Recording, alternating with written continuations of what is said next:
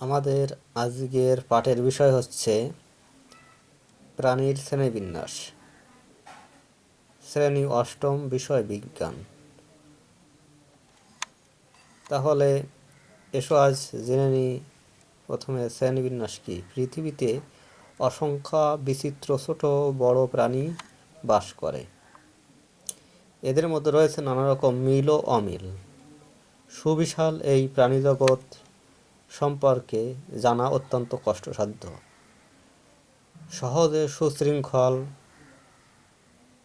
ভাবে এই সুবিশাল প্রাণীজগৎকে স্বল্প সময়ে অল্প পরিশ্রমে বিন্যস্ত করার পদ্ধতিকে শ্রেণীবিন্যাস বলে। এবার জানব শ্রেণীবিন্যাসের জনক।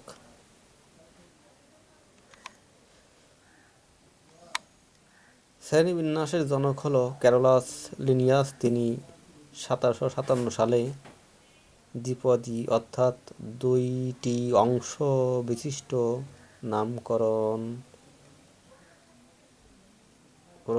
প্রবর্তন করেন।